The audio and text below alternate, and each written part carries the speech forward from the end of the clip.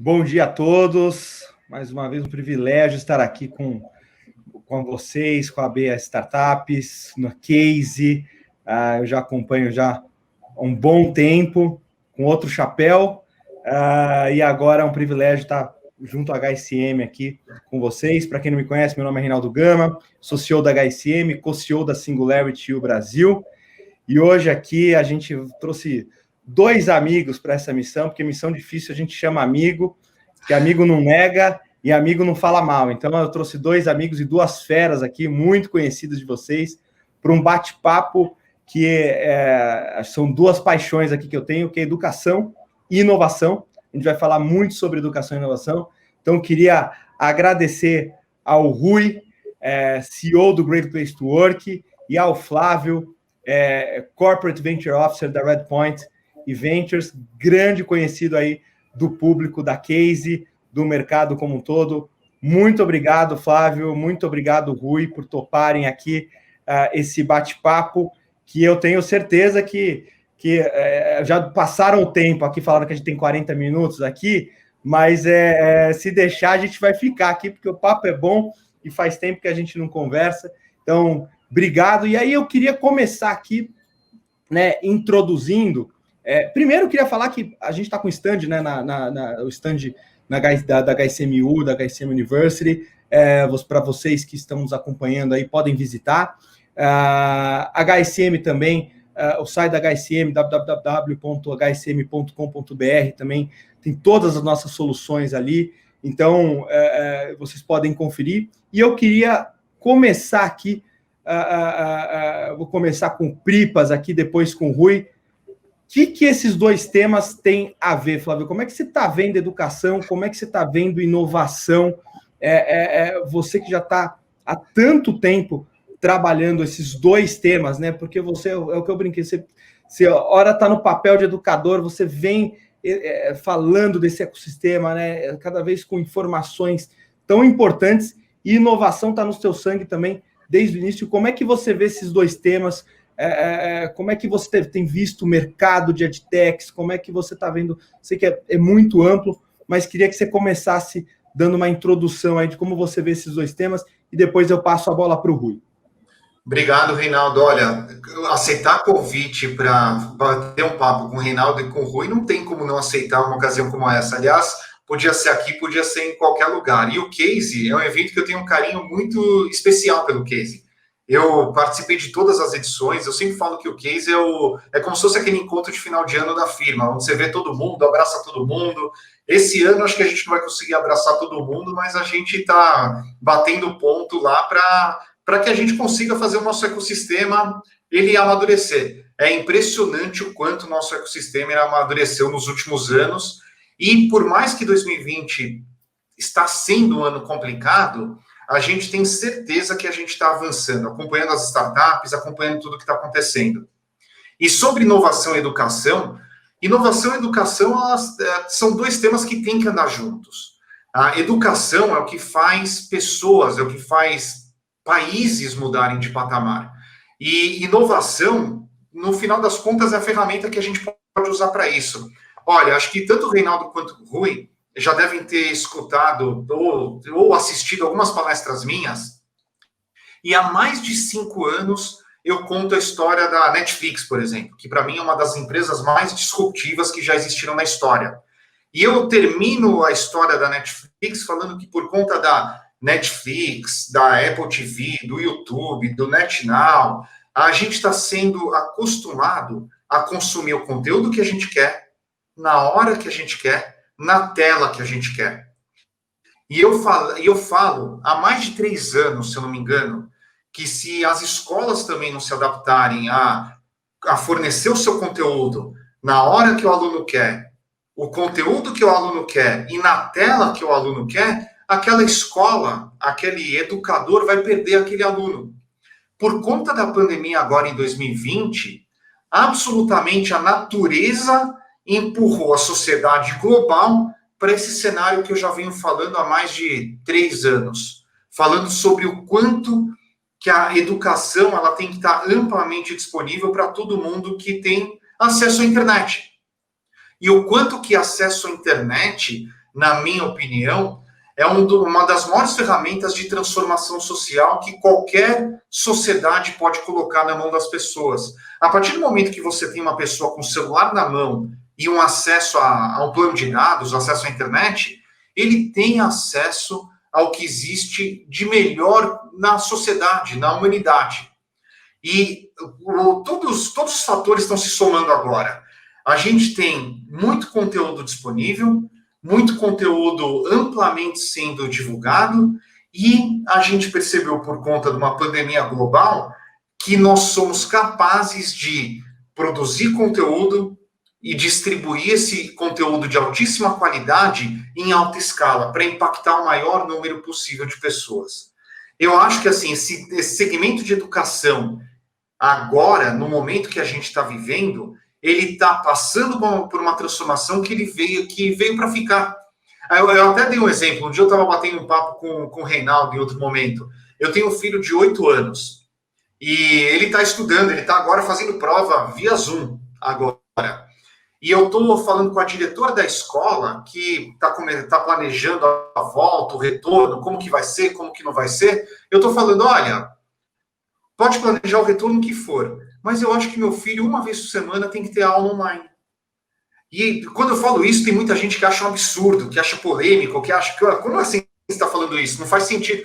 Eu acho que faz sentido, sim. Uhum. Essa geração que está na escola hoje, e esse tipo de interação que a gente está fazendo agora nessa live, veio para ficar. Vai ficar com essa geração para sempre. Não só com essa geração do meu filho, que ele tem 8 anos. A nossa geração aqui, a nossa geração dos 20 e poucos, né, Rui? A nossa geração aqui tem que se acostumar com isso também. A gente tanto vai consumir conteúdo, o que a gente quer, na hora que a gente quer, na tela que a gente quer, como a gente vai interagir com pessoas através de uma câmera. Eu estou falando com vocês, parece que eu estou olhando nos olhos de vocês. Mas se eu for olhar para os olhos do Rui e do Reinaldo, olha o que eu vou fazer. Eu vou olhar para o Rui e vou olhar para o Reinaldo. A gente está se acostumando a fazer essa comunicação. Isso já está fazendo parte do nosso dia a dia, isso já está fazendo parte da nossa vida. Não tem como dar passo para trás. E esse mundo não é que vai se transformar, ele já se transformou, e basta a gente arregaçar as mangas e transformar tudo isso, esse cenário novo, em oportunidade. Excelente, Flávio. Eu concordo plenamente. A gente vê, né, o quanto a gente foi rápido nessa adaptação, né, Flávio? Assim, antes de passar a bola para o Rui, eu queria dar um depoimento aqui, né? A HSM, antes a gente tinha entre 70% dos nossos cursos, eles eram presenciais. Muito por opção do cliente. O cliente, ele tinha essa resistência com o digital. Não, puxa, acho que o flow vai ser melhor, vai ser diferente, enfim. E o que aconteceu foi que na pandemia a gente virou 100% para o digital, mas muitos clientes, né, no começo ali, em março, abril, falaram assim, não, Reinaldo, vamos esperar o segundo semestre, porque o segundo semestre as coisas vão estar mais tranquilas e a gente volta no segundo semestre e tudo mais. E a gente, puxa, mas você não quer testar? A gente está achando que segundo semestre a coisa não vai estar tão tranquila assim. E alguns clientes foram, né, topando. E hoje, assim, impressionante, a gente tem batido recordes aí nesse segundo semestre, nos últimos 3 meses, de acessos de solicitações, sejam pelos cursos da Singularity, sejam pelos cursos da HSM University, sejam pelos cursos da HSM, a alta demanda que a gente tem visto. E aí, Rui, eu queria passar para você essa bola, que você está dentro das empresas, você tem essa conversa com grandes líderes, você é a Great Place to Work ali, sempre apoiando, né, olhando o que tem de melhor, o que as empresas estão fazendo de melhor. Como é que você tem visto isso? Como é que as empresas, Rui, têm se adaptado para esse desenvolvimento digital, como o Flávio tem falado isso, né? Para essa nova realidade? Você acha que isso vai ficar? Você acha que é pendular, ele foi para cá e ele vai voltar de novo? Ou você acha que vai encontrar equilíbrio? Como é que você tem visto isso nas grandes organizações, Rui? Uhum. Legal, Reinaldo. Bom, primeiro, muito grande prazer estar aqui com vocês, né? Aliás, o Flávio foi educado a falar que a gente é jovem, de nós três aqui, eu com certeza sou mais velho, mas eu sou o júnior aqui nesse sistema, né? Tanto é que quando eu tenho um debate que eu sei que vai ser legal, eu trago meu caderninho para anotar as coisas, porque eu sei que eu vou aprender um monte. Estou no meio aqui de 2 férias, obrigado aí pelo convite, né? Mas, Reinaldo, né, aquela ideia de você, de tempos em tempos, pesquisar, entender o que está acontecendo, então o que a gente percebeu em várias pesquisas? De 18 para 19 e de 19 para 20, nas viradas do ano, perguntando aos CIOs qual é o grande tema do ano, sempre tem vindo inovação nos últimos anos. Por quê? Porque, né, antes da pandemia, o mundo já estava se transformando demais, né? Agora, então, nem se fale como essas coisas escalarem. Então, inovação em cima da mesa dos principais executivos de qualquer tipo de organização, né? E aí, claro, eu uso muito essa informação nos debates, nas conversas com os CEOs, e eu tenho um slide lá que eu coloco: inovação é igual a pessoas. Para reforçar esse link, né, de que, claro, a tecnologia viabiliza tudo isso, as metodologias, né, te dão ferramental para você trabalhar, mas se você quer trabalhar inovação, você tem que trabalhar pessoas.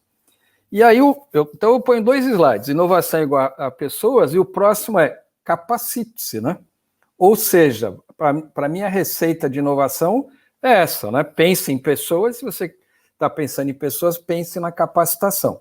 E isso coincide, Reinaldo, com outros dados da nossa pesquisa que a gente extrai. A gente pergunta para as pessoas, e olha como as coisas se encaixam, tá? Pergunta para as pessoas, especialmente nas melhores empresas para trabalhar: por que você fica aqui nessa empresa? Né? Para o pessoal de tecnologia que tem tido muita oportunidade, ele ficar naquela empresa é uma informação muito relevante para você, né? Porque o cara não foi embora para uma outra, né? E a primeira resposta, né, o primeiro percentual eu estou aqui nessa empresa porque eu estou aprendendo, eu estou me desenvolvendo, porque eu estou crescendo. Isso vem na frente de qualquer outro fator, de flexibilidade, qualidade de vida, de pacote de remuneração e benefício. Quer dizer, para mim, o mais importante, isso em qualquer faixa etária, que é interessante também. Eu estou aqui porque eu estou aprendendo, estou me desenvolvendo, tá? Então, o tema é esse: a inovação anda completamente ligado com a educação, como você falou. E como eu vejo, né, os mecanismos aí para conseguir fazer. Aí eu quero contar o meu próprio exemplo, o que eu uso para para poder acompanhar tudo isso. Eu tenho basicamente 2 estratégias. Primeira, você está sempre cercado de pessoas com as quais você aprende muito, né, naturalmente ou não. Por isso que eu comecei, né, falando de vocês dois, porque vocês são pessoas que eu sempre aprendo. O Flávio é um conselheiro nosso, né? E aí deixa eu declarar aqui: o Great Place hoje é uma empresa, né, muito diferente do que era 5 anos atrás, e o grande provocador dessa mudança chama Flávio Pripas, tá? Posso declarar aqui com muita clareza, né? Então, a primeira forma de se aprender, evoluir. Então, essa é a primeira forma: você está cercado de pessoas, né? E em qualquer nível, inclusive as pessoas que você vai contratar para a tua empresa. Eu sempre brinco: sempre contrate alguém melhor do que você, porque a tua organização sempre vai andar e vai evoluir, né? Essa é a primeira coisa. E a segunda estratégia é a formação, a educação. Claro que hoje você tem inúmeros mecanismos, né, para ter conteúdo, né? Então, ótimo que você tem uma disponibilidade, mas eu nunca deixo de lado a estruturação mais formal da tua educação. Então, você pode assistir um monte de vídeo, mas, para mim, é fundamental ter como é que se fala? O curador, né? Que é a escola, que é a universidade, que é a HSM. Faz muita diferença. Então, a minha formação, até um certo tempo, foi mais formal, né? Faculdade, depois mestrado.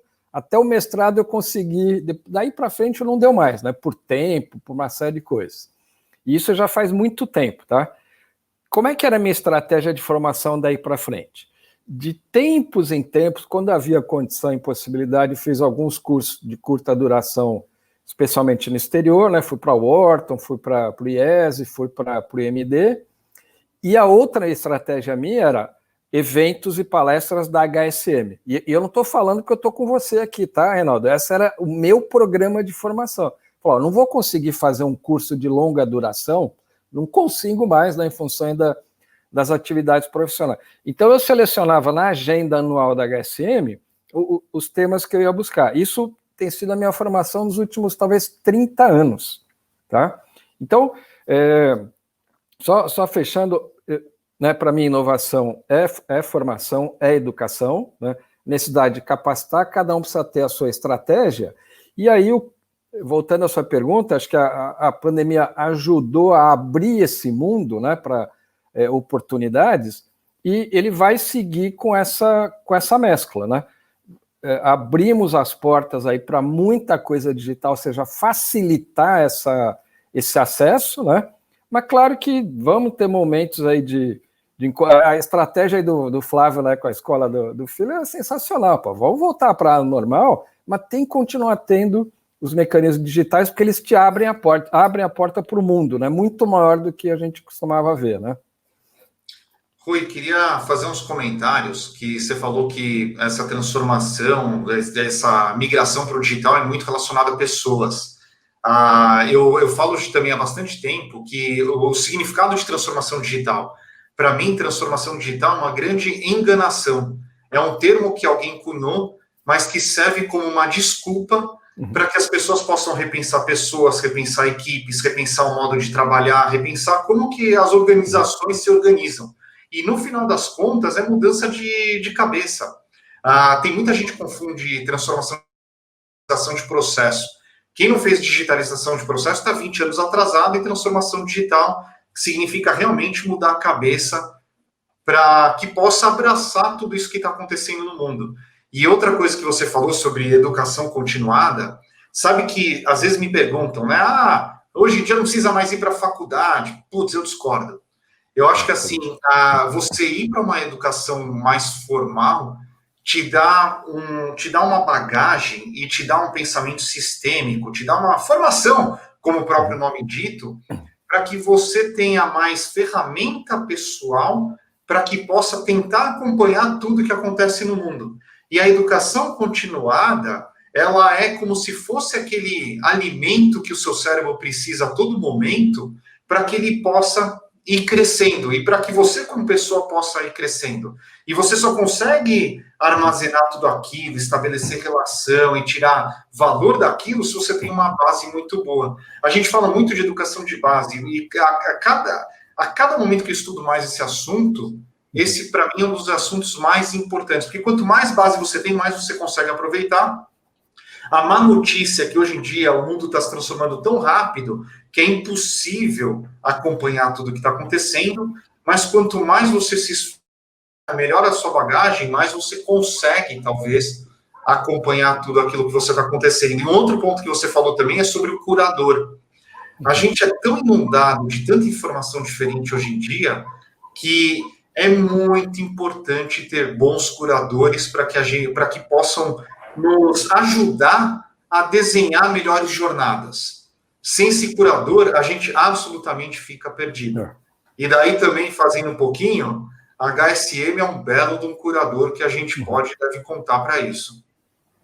Bom, isso não foi combinado, tá, pessoal? Por isso que eu falei que eu chamo só amigo para a live, porque aí fica mais fácil, que aí... Mas acho que tanto o Flávio quanto o Rui tocaram pontos aqui muito importantes, né, Flávio? A gente escuta muito disso da instituição, né, escola acabando e tudo mais, e universidade, enfim, e você tocou num ponto que não é só a formação acadêmica, né?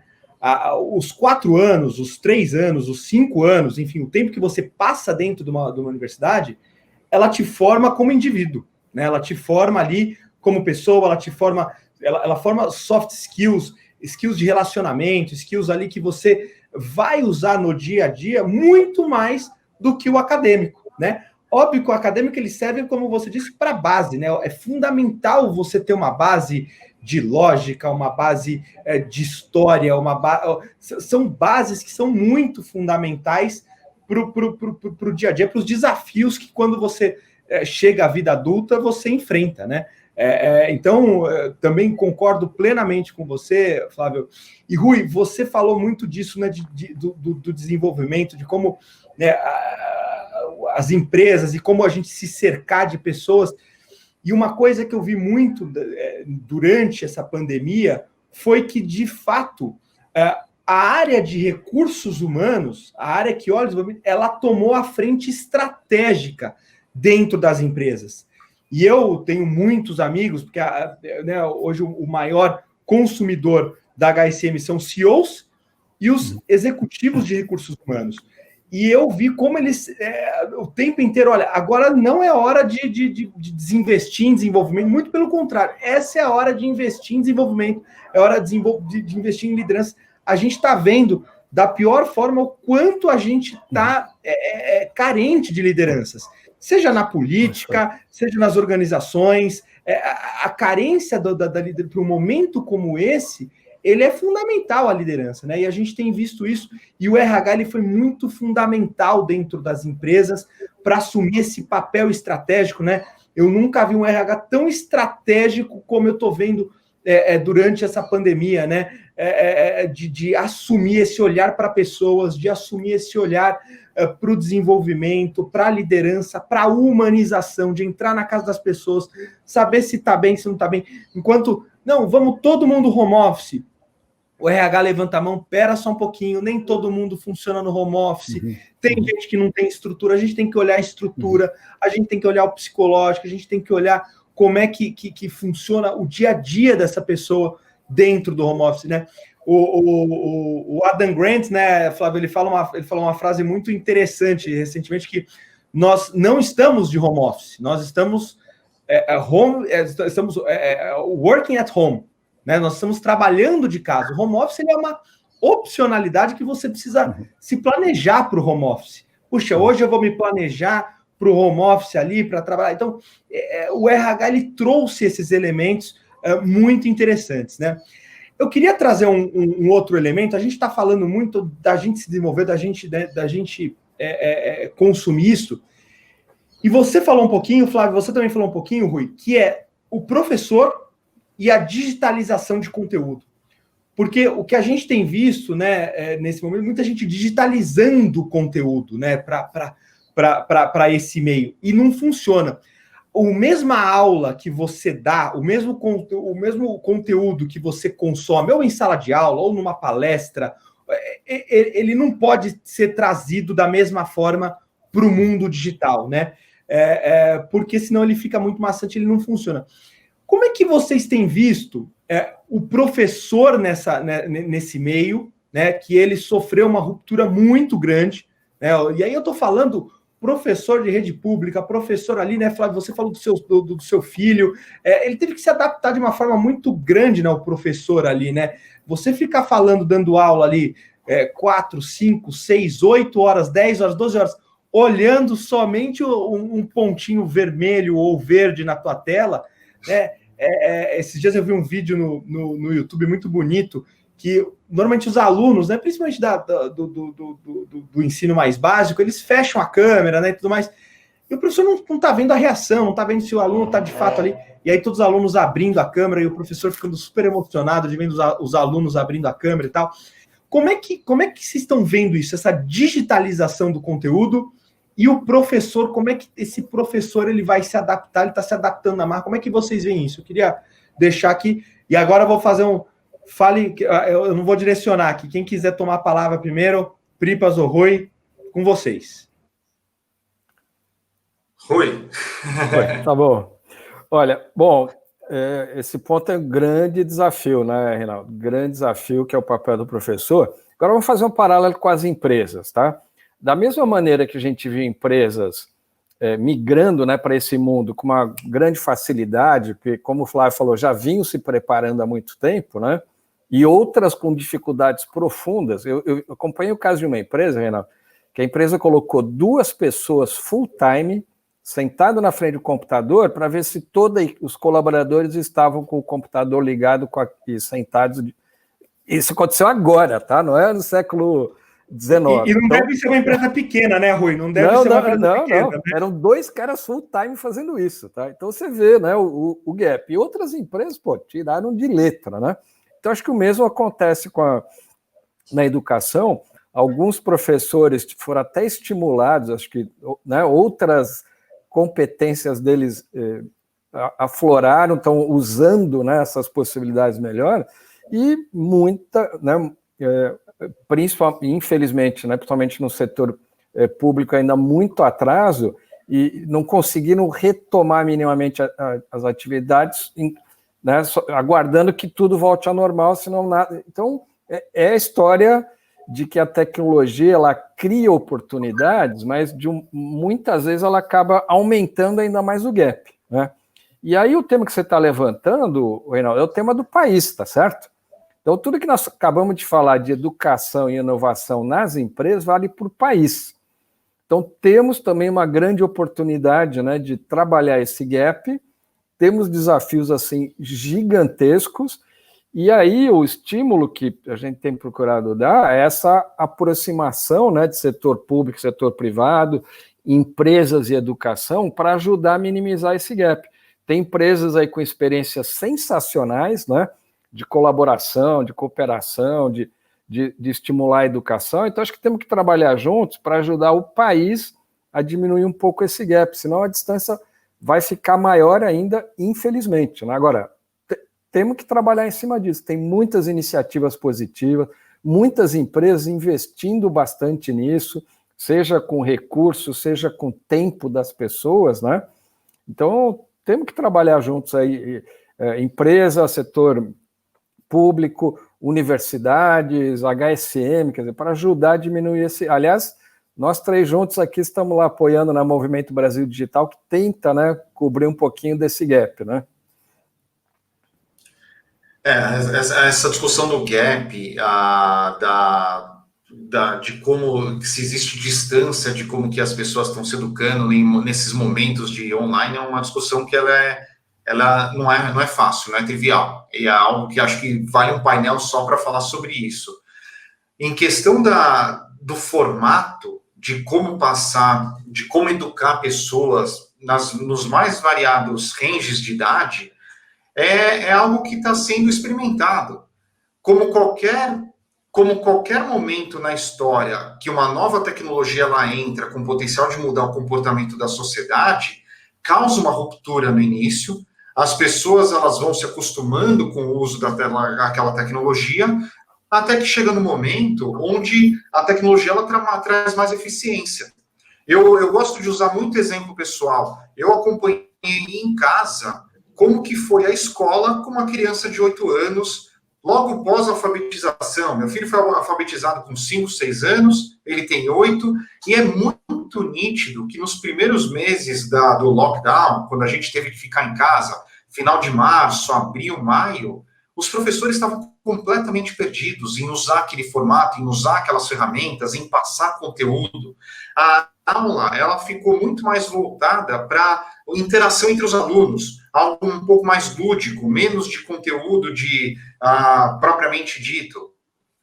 O segundo semestre, ele já começou de uma maneira completamente diferente, onde novos formatos foram testados, onde, apesar de ter aquela interação para muitos, onde o professor tentava passar conteúdo para muitos alunos ao mesmo tempo, os professores, eles, por exemplo, eles criaram ocasiões onde passava uma informação um pouco mais voltada em grupos menores, uma informação um pouco mais voltada 1-para-1, onde os professores criaram oportunidades onde faziam os alunos se encontrar para fazer algum projeto, algum encontro, um bate-papo em conjunto. Isso eu estou falando na escola, mas até na própria Redpoint Eventos, até na própria empresa que eu trabalho, a gente também criou rituais diferentes, encontros diferentes, oportunidades diferentes. A minha questão é exatamente essa. A ferramenta, ela está à disposição. O uso dessa ferramenta e o melhor formato, não só nós 3 que estamos aqui, nós estamos experimentando vários formatos, como o mundo todo está experimentando vários formatos, e eu tenho certeza que a gente vai entender em qual tipo de formato, qual tipo de conteúdo, ele vai ser mais produtivo a gente passar dessa maneira que a gente está conversando agora, através de uma câmera, ou através de algum outro tipo de ferramenta. Eu vou até dar um exemplo. O Reinaldo comentou lá do canal do YouTube lá que eu estou fazendo. Eu compartilhei uma dica do Thomas Kunkos, que é um dos sócios lá da Redpoint, que ele fala que brainstorming usando videoconferência é melhor do que brainstorming numa sala, todo mundo com post-it. Pensa aqui comigo. Você tem, quando está todo mundo numa sala com post-it tentando fazer uma sessão de brainstorming, ficam as 2, 3 pessoas que são mais extrovertidas lá na frente de todo mundo, escrevendo tudo, e ficam as outras 10 atrás, sentadas com cara de bunda, pode falar cara de bunda aqui? Mas enfim, com cara de bunda sem fazer nada. Você faz um brainstorming virtual, você abre um Google Doc para cada uma das pessoas e fala, olha, gente, nesses próximos 10 minutos, todo mundo vai escrever o que você acha, sem filtro sobre esse assunto. Agora, o moderador, o mediador, ele fala, agora, nesses próximos 10 minutos, todo mundo vai ler de todo mundo. E todo mundo vai colocar uma estrelinha do lado daquilo que achou legal. E nos últimos 10 minutos, vamos pegar o que tem mais estrelinha e vamos discutir aqueles pontos. Funciona muito melhor. Então, assim, tem muita coisa que a gente está aprendendo. E o mais legal, na minha opinião, que eu sou um eterno otimista, é que a natureza nos empurrou a testar coisas que a gente talvez não estava dando abertura antes para testar. E isso é muito legal. O nosso mundo vai sair um mundo muito mais bacana desse momento que a gente viveu em 2020. Flávio, concordo, assim, plenamente. Acho que tem atividades, né, que realmente tem funcionado muito bem digitalmente, a gente tem aprendido. E, obviamente, que ela não elimina também o presencial. A gente vai caminhar muito no mundo híbrido, né? Acho que a hibridez, eu acho que pós-Covid, ela vai funcionar de uma maneira muito mais fluida. Então, falando pós-Covid aqui, eu acredito muito nessa hibridez. De novo, não acredito no pêndulo, né? Que ele vai voltar, mas que ele vai encontrar um meio ali e a gente já vai entender. A gente vai entender, puxa, ó, essa dinâmica aqui, vamos fazer só online e tudo mais. Não precisa. Ou um cliente. Então, acho que tem várias coisas. E a escola, né? A escola também está entendendo o que vai funcionar, o que está funcionando digital, o que não está funcionando digital. Então, e as ferramentas evoluíram demais, né, Flávio? Assim, você vê um Zoom, você vê um Teams, todo dia tem uma funcionalidade nova, você vai aprendendo, as pessoas estão aprendendo a montar salas, os breakout rooms. No começo da pandemia, né, ali em março, né, quantos memes não foram gerados porque as pessoas ali, né, câmera aberta, o microfone aberto, agora todo mundo... Puxa, eu vejo na empresa, né, como todo mundo se adaptou, todo mundo entra lá com o microfone mudo, todo mundo bota. É impressionante como a gente se adaptou nesses 6 meses, né, como a gente cresceu, né, as ferramentas evoluíram e a gente também evoluiu. Agora, para a gente finalizar, a gente tem mais 6 minutinhos aqui, Flávio e Rui, eu queria, por tema aqui, para a gente fechar, falando aqui, né, até para a Case, até para o público, grande público da Case, falar das EdTechs, né? Eu lembro, faz tempo que eu não acompanho esse número, e quando eu digo faz tempo, tem 3, 4 meses, isso é uma eternidade quando a gente para de olhar esses números, do crescimento das EdTechs no Brasil. A última vez que eu olhei, elas brigavam ali em termos de quantidade de EdTechs com as fintechs, né? Tinha muita EdTech ali, permeando ali, o último número que eu olhei, até da BS, um número aí acima dos 10, das 10 mil, de 10 mil EdTechs registrados. Flávio, como é que a Redpoint está olhando? Vocês estão investindo em EdTech? Como é que vocês estão olhando? Eu lembro que a última vez que a gente conversou, isso também já tem um tempinho, quando a gente falou de temas, né, de que temas você aposta, isso deve ter mais ou menos 1 ano e meio, 2 anos, vocês falaram muito de Health Tech, de fato deu esse boom. As EdTechs são as novas Health Techs ou não? Como é que você está vendo isso, Flávio? Essa é absolutamente uma das nossas áreas de foco. Educação sempre vai ter desafio, educação sempre vai surgir um novo formato, uma nova metodologia, uma nova forma de entrega, o mercado sempre vai exigir um tipo de profissional, muitas vezes aquele profissional que está sendo formado hoje não é o profissional que o mercado vai precisar amanhã, então como fazer as pessoas acompanharem essa evolução, essa aceleração das tecnologias, novas tecnologias, o que a gente chama de transformação, é muito importante, porque as edtechs vão ajudar com isso. Uma coisa que a gente fala bastante é que o mundo está se transformando em escala exponencial, e o ser humano, ele só consegue acompanhar uma escala linear de transformação. Quanto mais a gente conseguir colocar novas tecnologias, novas metodologias e os empreendedores criando isso para ajudar as pessoas a acelerarem a sua velocidade de aprender coisas novas, melhor. A gente fez nesse ano um investimento muito legal numa edtech, a gente acompanha outras empresas que estão crescendo muito dentro desse segmento, e sabe o que é legal? Que vale para todo mundo que está pensando em ir para essa área, o mercado ele é gigantesco. O mercado, ele não tem limite. O mercado ele é de todos os seres humanos que habitam o planeta Terra. Então, qual mercado que é maior do que esse? Na minha opinião, nenhum. É só arregaçar as mangas e tentar pensar numa solução para aquele momento ou para o momento futuro que vai vir. Excelente. Rui, você, como é que você tem visto aí as edtechs, Rui?